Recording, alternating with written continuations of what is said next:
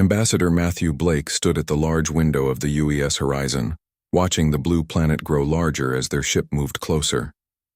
After 6 months of travel through space, they had finally reached the home world of the Zephyrians. This moment would change everything for humanity. They were about to make contact with their first alien species. Blake was 53 years old and had spent his whole life learning how to talk to people. He had solved fights between countries on Earth and helped make peace deals that saved millions of lives. But this was different. This time he was trying to make friends with creatures from another world. Captain Lisa Hayes walked up beside him. She was younger than Blake, maybe 40, with short brown hair and sharp green eyes that missed nothing. She had been flying ships for 20 years, but never one like this. The Horizon was built for talking, not fighting. It had the best communication systems humans had ever made, but only small weapons for protection. Still nervous? Hayes asked with a small smile. Blake touched the papers in his jacket pocket. Inside were pictures of Earth, music from different human cultures, and mathematical equations that any smart species should understand. These were gifts to show that humans came in peace. A little, Blake said honestly. We only know what their radio signals told us. They seem friendly, but we have never met them face to face. Dr. Alan Carter joined them at the window. He was the team's expert on alien life, though he had never actually seen any before today. His job was to study the Zephyrians and help the humans understand them. Carter was thin and tall, with gray hair and glasses that he pushed up his nose when he was thinking hard. The scans show cities made of crystal, Carter said, looking at his tablet computer. Their technology is very advanced, maybe more than ours. Commander Jake Murphy, the head of security, was not happy about that news. He was a big man with muscles and scars from old fights. He had 12 Marines with him, but they all knew their job was to protect the diplomats, not start a war. 12 Marines against a whole planet, Murphy said quietly. I hope your talking works better than my guns, Ambassador. Blake nodded. He hoped so too. The ship's computer voice spoke to everyone. Now entering orbit around Zephyrian homeworld. Incoming transmission. Captain Hayes pressed a button. Put it on the main screen. The image that appeared made everyone stop talking. The Zephyrian who looked at them was beautiful in a strange way. His skin was blue like a summer sky and his eyes were silver. He wore clothes that seemed to be made of light itself. Behind him, they could see a city of tall crystal towers that caught the light from 2 suns. Welcome, humans, the alien said. His voice was musical, like singing. I am High Counselor Vextar. We have been waiting for you. Blake stepped forward. Thank you, High Counselor. I am Ambassador Matthew Blake, speaking for all of humanity. We come in peace, hoping to learn from each other. Vextar's mouth moved in what might have been a smile. Peace is good. We have prepared a place for you in our capital city. Will you come down to meet us? Blake looked at Hayes. She nodded slowly. We can send down a small team. The Ambassador, Dr. Carter, Commander Murphy, and 4 Marines. That would be acceptable, Vextar said. We look forward to meeting you in person. The transmission ended and everyone started talking at once. Carter was excited about seeing an alien city. Murphy was worried about security. Hayes was thinking about keeping her ship safe. Blake held up his hand for quiet. We knew this day would come. Humanity has dreamed of meeting other intelligent life for hundreds of years. Now we have that chance. We will be careful, but we will also be brave. 2 hours later, Blake sat in the small ship that would take them down to the planet. He wore his best diplomatic clothes, a dark blue suit that represented Earth's oceans. In his bag were the gifts for the Zephyrians. Murphy sat across from him, checking his weapon for the 10th time. Something feels wrong, the big soldier said. They were too ready for us, too welcoming. Maybe they are just friendly, Carter said, but he did not sound sure. The small ship broke through the clouds, and they saw the Zephyrian city below. It was more beautiful than the pictures had shown. Crystal towers reached toward the sky like frozen lightning. Streets glowed with soft light, and flying vehicles moved between the buildings like schools of fish. They landed in a large square made of smooth white stone. Hundreds of Zephyrians waited for them, all with the same blue skin and silver eyes. They wore different colored clothes, but all seemed to be made of light. Vextar stepped forward as Blake walked down the ramp. The High Counselor was taller than he had seemed on the screen, nearly 7 feet tall. His presence made Blake feel small. Welcome to Siltana, our greatest city, Vextar said. We have prepared a feast in your honor. Blake offered the bag of gifts. These are from Earth, from all of humanity. We hope they show our desire for friendship. Vextar took the bag but barely looked inside. How thoughtful, he said, but his voice seemed cold. The feast was held in a great hall made entirely of crystal. The walls showed moving pictures of Zephyrian history, their first cities, their first flights to other planets, their battles against other alien species. Blake noticed that in every battle picture the Zephyrians won. The food was strange but not unpleasant. It tasted like flowers and starlight. The Zephyrians asked many questions about human technology, especially about their faster-than-light drive. Blake answered honestly, explaining how human scientists had discovered how to fold space. Fascinating, Vexitar said. Such a young species to discover such powerful technology. Almost too powerful for such primitive minds. Blake felt his smile become stiff. We may be young, but we learn quickly. Yes, Vexitar said. That is exactly what worries us. Later that night, in the rooms the Zephyrians had given them, Blake could not sleep. Something in Vexitar's voice had changed during the feast. The welcome had become something else. Something dangerous. Murphy knocked on his door. Ambassador, you need to hear this. Carter was with Murphy holding a small device. I have been listening to their radio signals, the scientist said. I think I can translate some of their language now. He played a recording. Even though Blake could not understand the words, the tone was clear. The Zephyrians were angry, maybe even afraid. What are they saying? Blake asked. Carter's face was pale. They are calling us the dangerous accident. They think humans getting faster-than-light travel was a mistake that needs to be fixed. Blake felt cold. Fixed how? They did not say exactly, Carter said. But they keep using a word that I think means correction, or maybe elimination. Blake looked out his window at the beautiful crystal city. Somewhere in those towers, aliens were planning something terrible for humanity, and there was nothing he could do to stop it. Blake woke up to the sound of armed Zephyrians outside his door. Through the crystal walls, he could see more soldiers surrounding the building where the human delegation was staying. Their weapons glowed with the same blue light as their skin. Murphy's voice came through the communication device. Ambassador, we have a problem. They have surrounded us with at least 50 soldiers. Blake pressed the button to reply. Stay calm, Commander. Maybe they are just being careful.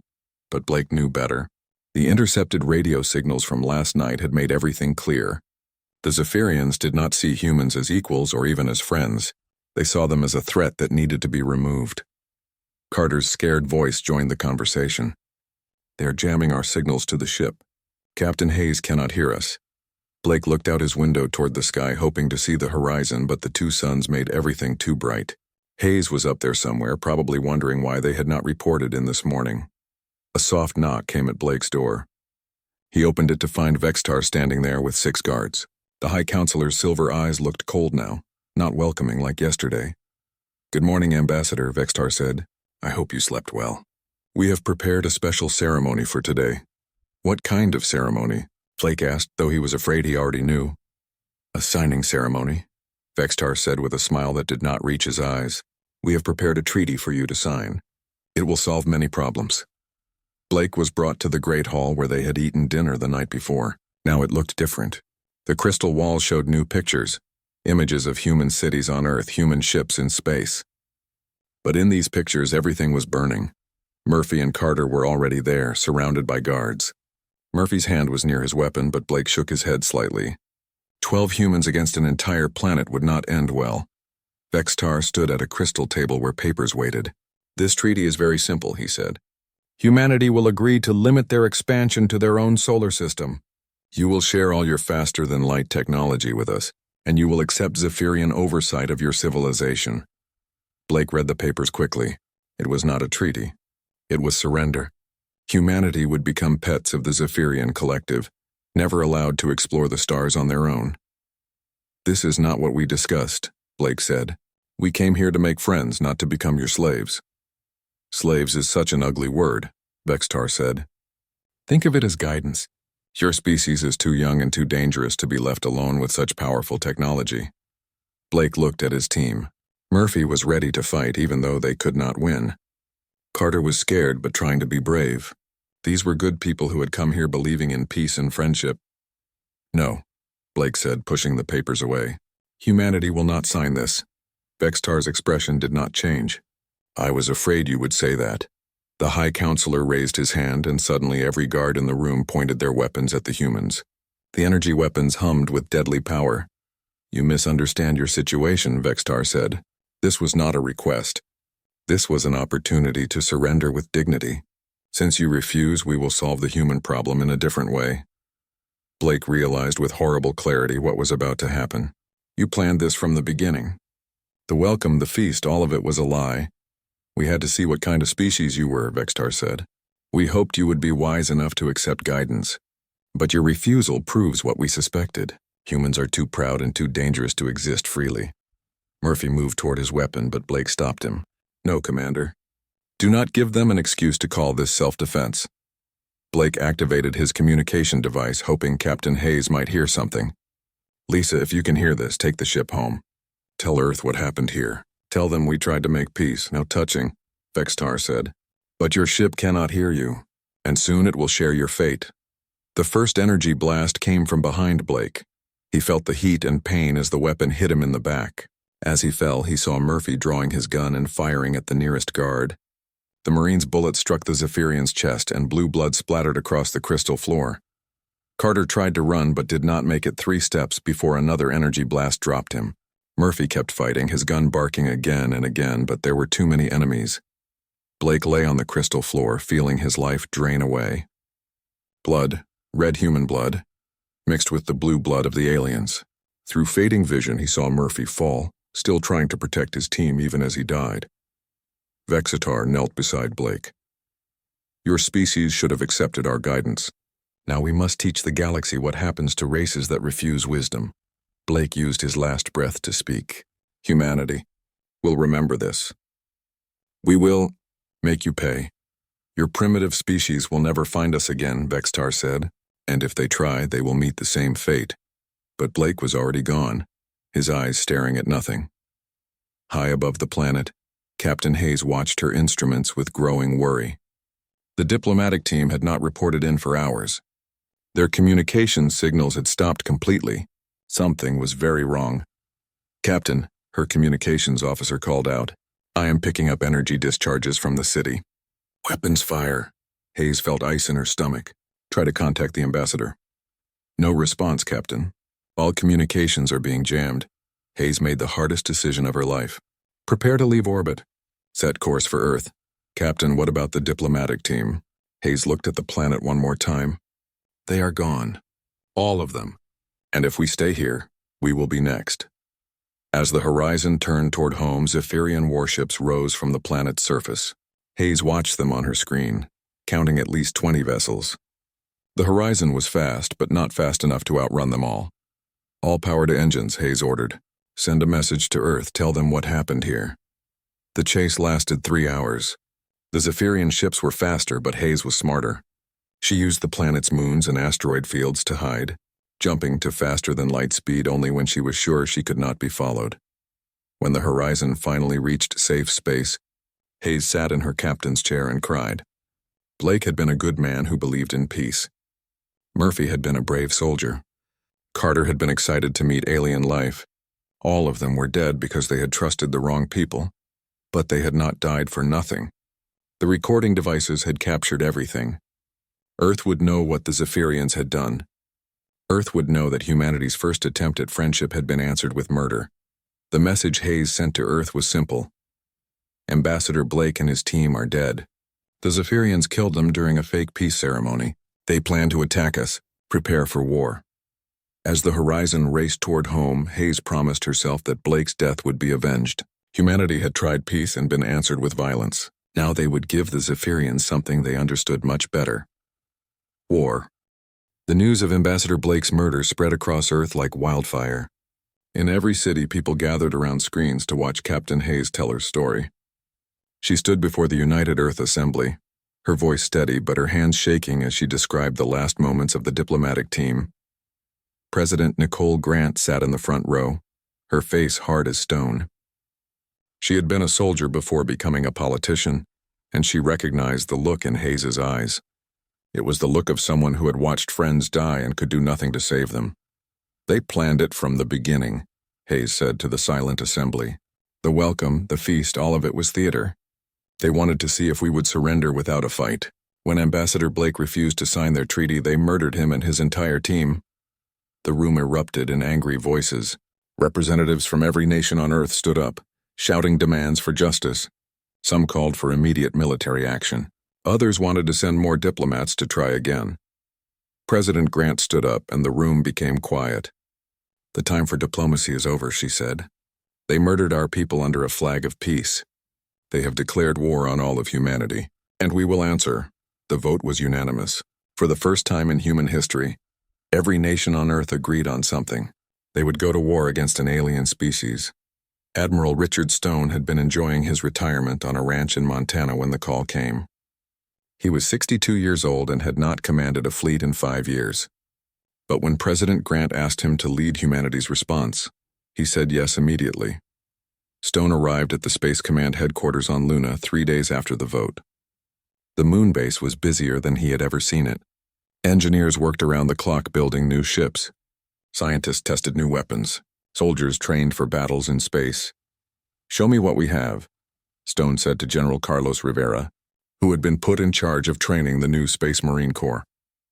Rivera was a tough man who had fought in 3 wars on Earth, but even he looked worried as he showed Stone the reports. We have 12 of the new Vengeance-class battleships ready, with 8 more being finished. Each one carries enough firepower to level a city. Stone studied the ship designs. The Vengeance class was nothing like the peaceful Horizon. These ships were built for war, with thick armor and massive guns that could fire tungsten shells at incredible speeds. What about troops? Stone asked. 2,000 Marines trained in space combat, Rivera said.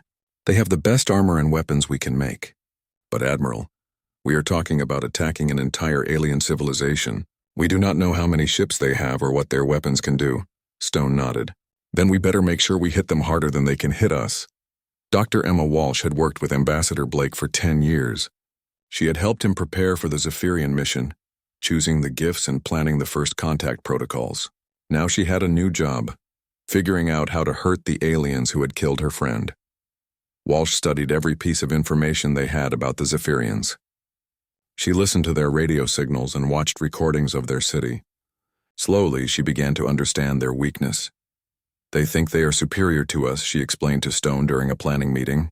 Their entire culture is based on the idea that they are more advanced than other species. That makes them confident but also predictable. How does that help us? Stone asked. They expect us to attack their homeworld directly, Walsh said. That is what an inferior species would do, charge straight at the strongest target. But we are not going to do that. Stone smiled for the first time since taking command. What are we going to do?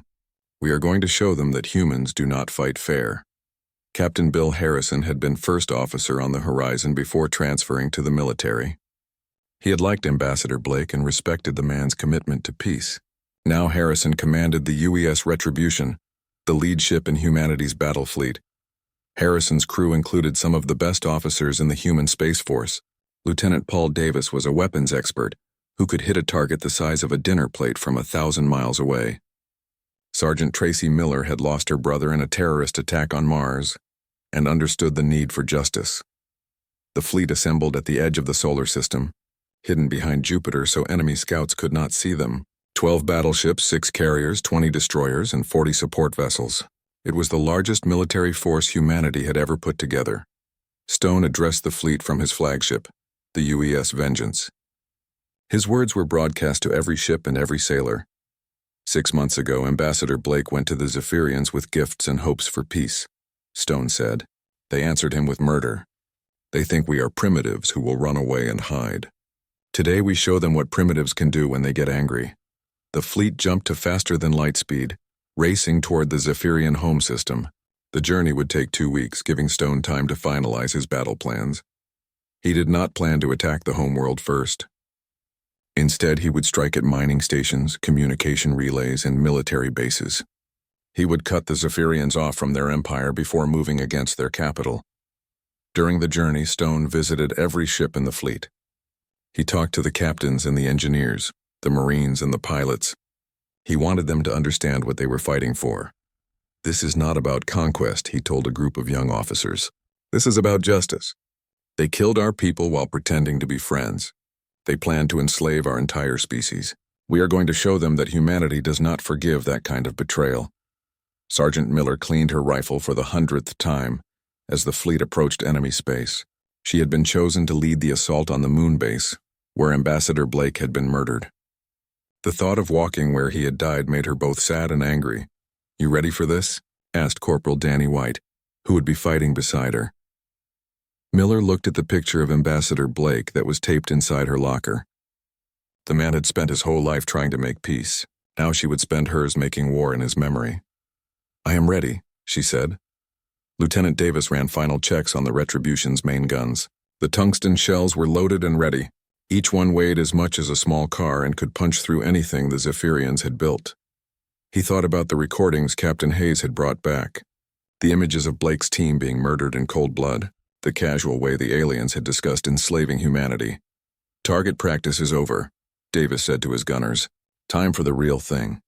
Dr. Walsh sat in the intelligence center monitoring Zephyrian communications. The aliens were still confident, still certain that the primitive humans would never dare to attack them. "They're about to learn something important," Walsh said to herself. "Never underestimate a species that evolved from hunters." The fleet dropped out of faster-than-light speed at the edge of the Zephyrian system. Ahead of them lay the blue planet where Ambassador Blake had died.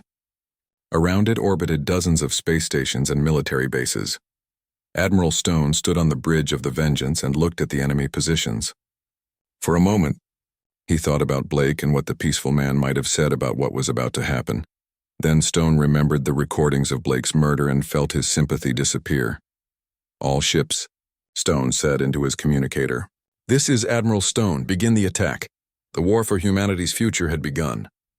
The first target was a mining station orbiting the fourth planet in the Zephyrian system.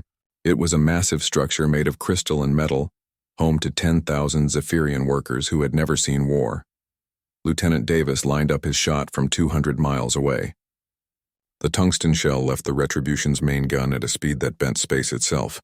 When it hit the mining station, the structure simply disappeared in a cloud of glowing gas. "Target destroyed," Davis reported, his voice calm and professional. Admiral Stone watched the destruction through his ship's cameras. There was no satisfaction in it, only grim necessity. "Next target." The human fleet moved through the Zephyrian system like a pack of wolves. They struck fast and hard, destroying everything of military value they could find. Communication satellites exploded in brilliant flashes. Orbital weapons platforms became clouds of debris. The Zephyrians tried to fight back, but their beautiful ships were no match for human brutality. Where Zephyrian weapons were elegant beams of energy, human weapons were crude chunks of metal moving at impossible speeds. The tungsten shells punched through alien armor like it was paper. Captain Harrison led a squadron of destroyers against a Zephyrian patrol fleet. The enemy ships were graceful things that moved like dancers through space. But grace meant nothing when a 5-ton piece of metal hit you at relativistic speed. "Weapons free," Harrison ordered. "Show them what primitives can do." The human ships fired together, sending dozens of shells screaming toward the enemy. The Zephyrian ships tried to dodge, but they were too slow. One by one, they burst apart in showers of crystal and flame. High Counselor Vextar stood in his command center on the homeworld, watching his forces die on the tactical displays. This was not how the war was supposed to go. The humans were supposed to attack directly, using primitive tactics that his superior forces could easily defeat. Instead, they were cutting his empire apart piece by piece. Every communication relay they destroyed made it harder for him to coordinate his defenses. Every mining station they eliminated weakened his ability to build new ships. "Send the reserve fleet to protect the orbital shipyards," he ordered his generals, but when the Zephyrian warships arrived at the shipyards, they found only wreckage. The humans had already been there. Massive construction facilities that had taken decades to build were now nothing but expanding clouds of debris. The reserves turned to chase the human fleet, but the enemy ships were already gone, jumping to their next target faster than the Zephyrians could follow. Dr. Walsh monitored enemy communications from her position aboard the intelligence ship UES Observer. The Zephyrian radio chatter was becoming more and more panicked as reports of destruction poured in. "They are starting to understand," she reported to Admiral Stone. "Their confidence is breaking. They are calling us the Deathbringers now. Stone allowed himself a small smile. Good. Fear makes people make mistakes. The biggest mistake came when Vexitar ordered all his remaining ships to attack the human fleet directly. It was exactly what Walsh had predicted, when faced with an enemy they could not understand. The Zephyrians fell back on their assumption of superiority. The battle took place in the asteroid belt between the third and fourth planets. The Zephyrian fleet was larger, nearly 100 ships against the humans' 40 combat vessels. But size was not everything. The human ships used the asteroids for cover, darting between the rocks like fighters in a dogfight. Their smaller size and better engines made them almost impossible to hit with the Zephyrians' precise but slow energy weapons. Captain Su Chen commanded the destroyer UES Fury and had grown up racing speeders through the canyons of Mars. She knew how to use tight spaces to her advantage. "Follow me through the rocks," she told her squadron. "Make them chase us into our trap." The Zephyrian ships followed, trying to corner the humans in the asteroid field. But when they got deep among the rocks, they found themselves facing the full firepower of Admiral Stone's battleships. The Vengeance-class ships had been waiting in hiding, their massive guns loaded and ready. When the enemy ships flew into range, Stone gave the order that ended the Zephyrian fleet. Fire everything. The space battle lasted only 20 minutes, but it decided the war. The human ships poured tungsten shells into the trapped Zephyrian fleet until nothing remained but glowing wreckage. Of the 100 enemy ships that entered the asteroid belt, only 5 escaped. With their fleet destroyed, the Zephyrians had no way to stop the human assault on their home world. But Stone was not ready for a direct attack yet. First, he wanted to deliver a more personal message. The moon where Ambassador Blake had been murdered orbited close to the Zephyrian homeworld. It housed a military base and the diplomatic compound where the peace talks had taken place. Stone decided this would be where humanity made its strongest statement. Sergeant Miller led the first wave of Marines down to the moon's surface. Her powered armor made her look like a metal giant as she and her squad advanced through the crystal corridors where Blake had walked 6 months before. The Zephyrian defenders fought bravely, but they had never faced anything like human Marines in combat. Miller's squad moved with a precision that terrified the aliens. Every shot was perfect. Every movement was calculated. Miller reached the great hall where Blake had been murdered. She could see scorch marks on the crystal floor where energy weapons had fired. Her friend had died here along with Murphy and Carter. "This is for the ambassador," she said, and placed explosive charges around the room. The explosion that destroyed the diplomatic compound could be seen from the planet below. It was a message written in fire and smoke. Humanity had not forgotten. Lieutenant Commander Amy Foster led her fighter squadron against the orbital defenses around the Zephyrian capital. The enemy had powerful energy cannons that could destroy a ship with one shot. But Foster had learned to fly in the dangerous storms around Saturn. She dove toward the planet's surface, using its atmosphere to hide from the defense sensors. Her fighters screamed through the crystal cities like metal comets, their weapons turning elegant spires into clouds of dust. "This is what happens when you murder diplomats," Foster said over the radio as another tower fell. Back on Earth, President Grant watched the battle reports with mixed feelings. The human fleet was winning, but the cost was enormous. Thousands of Zephyrians were dying, and she wondered if this was what Blake would have wanted. But then she remembered the recordings of his murder, and her doubts disappeared. Blake had tried peace and been answered with betrayal. Sometimes the only language bullies understood was violence. The final phase of the assault began when Admiral Stone positioned his battleships in orbit around the Zephyrian homeworld. The planet's defenses were in ruins. Its fleet was destroyed, its people huddled in underground shelters waiting for the end. High Counselor Vextar stood on the balcony of his crystal palace, looking up at the human ships. They hung in the sky like metal vultures, their guns pointed at his city below. In a few hours, they could reduce his entire civilization to rubble. He had made a terrible mistake. The humans were not primitives. They were predators who had spent their entire evolution learning how to kill. And now they had turned those skills against his people. A communication came from the lead human ship. Admiral Stone's face appeared on the screen, hard and unforgiving. "High Counselor," Stone said, "I believe you have something that belongs to us." Vextar knew what the human meant. In his private chambers, he kept recordings of Ambassador Blake's murder. He had planned to show them to other species as a warning of what happened to those who opposed the Zephyrian collective. Now those recordings were evidence of his crimes. "What do you want?" Vexter asked, though he already knew the answer. Stone's smile was cold as winter. "I want you to surrender. Completely and unconditionally. And then I want you to face justice for what you did to our people." Vextar looked at his ruined city, at the fires burning in the crystal towers. His great civilization lay in ruins around him. The primitives had taught him the most painful lesson of all. Sometimes the monsters win. The surrender ceremony took place in the same crystal hall where Ambassador Blake had been murdered. Admiral Stone had insisted on it. He wanted High Counselor Vextar to sign his surrender in the exact spot where he had ordered the death of humanity's peace envoy. Vextar knelt on the crystal floor, his once proud robes torn and dirty. Around him, human marines stood guard with their weapons ready. The blue-skinned alien who had seemed so powerful 6 months ago now looked small and broken. Stone read the terms of surrender aloud for all to hear. The Zephyrian collective would pay massive reparations to humanity. They would surrender all their military ships and weapons. Most importantly, they would broadcast news of their defeat to every species in the galaxy. "This is not just about punishing you," Stone explained to Vextar. "This is about making sure every other alien civilization knows what happens when they betray human trust." Vextar signed the surrender documents with shaking hands.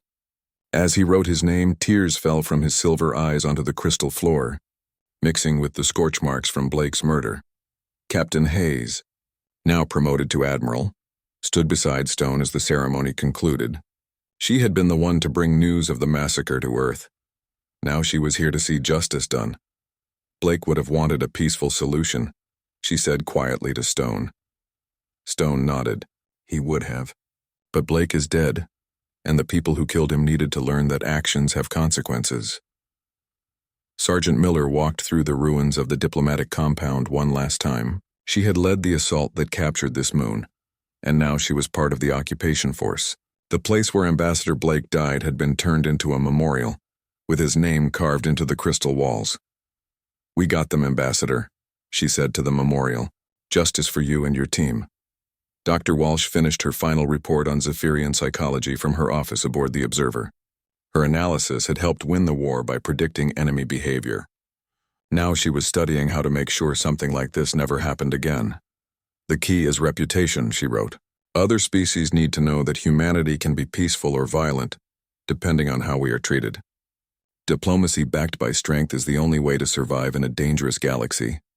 President Grant addressed the people of Earth from the rebuilt Memorial Garden in New York City. Behind her stood a statue of Ambassador Blake, showing him offering gifts to an outstretched hand. The inscription below read, "He sought peace among the stars." "The war is over," Grant announced. "Justice has been served. But we have learned a hard lesson about the galaxy we live in. There are species out there who see kindness as weakness, who mistake our desire for peace as an invitation to attack us." She paused, looking directly into the camera. "Let this be a message to any who might think of following the Zephyrian example. Humanity wants to be friends with our cosmic neighbors, but we will not be victims. We will not be slaves, and we will never forget those who betray our trust." The broadcast was transmitted to every human colony and every Earth ship exploring the galaxy. But more importantly, it was also sent to the Zephyrian communication network, where it would be heard by hundreds of alien civilizations. Lieutenant Commander Foster returned to her squadron on the carrier UES Liberty. Her fighters had performed brilliantly during the war, proving that human adaptability was a powerful weapon. Now they would patrol the edges of human space watching for new threats. "Think there will be more wars?" asked her wingman, Lieutenant Kevin Brown. Foster looked out at the stars through the carrier's viewport. Somewhere out there were other alien species, some friendly and some hostile. Humanity's future depended on being ready for both. "Probably," she said, "but next time, they will know what they are getting into." High Counselor Vextar spent his final free day walking through what remained of his capital city. Tomorrow he would be taken to Earth to stand trial for war crimes. He would likely spend the rest of his life in a human prison. As he walked through the ruins of crystal towers that had taken centuries to build, He thought about the mistake that had cost his people everything.